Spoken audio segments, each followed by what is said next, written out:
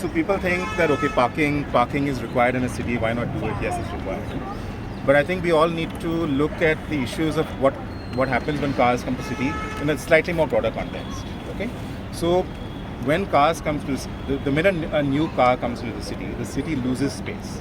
With every new car, we lose about 15 square meters of space.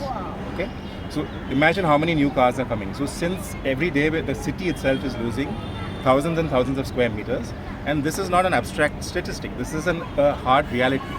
For example, I grew up in the 70s and 80s, and every single evening we would play cricket in the building compound. Today, if you look at the building compounds, there is not a single building where kids are playing cricket. So the loss of space due to cars is a very real and a very tangible and it has some real, very, very deleterious effects. And in addition, the effects that cars have are what economists call negative externalities.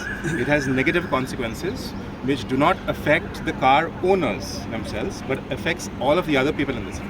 What are these consequences? One, you lose space. Two, there's noise and there's actual pollutions. You've seen the air quality reports recently, which is in some cases worse than Delhi, which is very bad. So there are real effects on pollution. Third, there's accidents. But the biggest of all effect is probably the loss of mobility for the entire city. Right?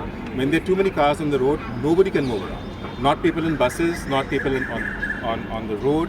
So the entire city loses thousands and thousands of crores of actual value because of the loss of mobility when there are too many cars in the city.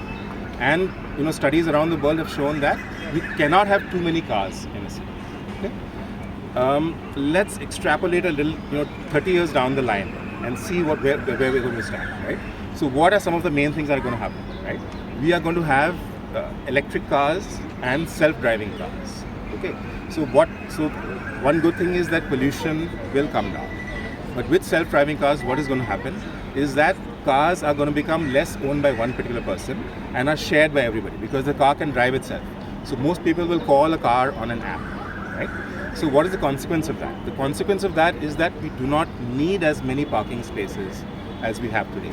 In my estimation is we do not need 80% of the parking spaces that currently are a norm under BMC. My feeling is that 80% of these parking spaces will not be required because the cars are simply circulating. They'll go back at night to charge up, and charging is also pretty fast. It's getting faster and faster. You can charge probably in an hour's time, 80% charge on water and car.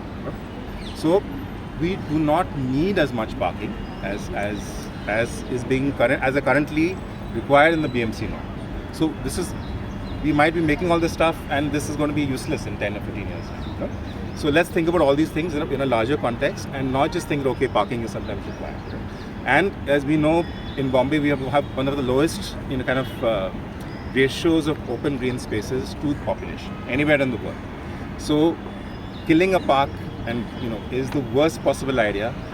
Replacing a park with a concrete parking lot is absolutely an absurd idea. And I think we should all be very strongly against.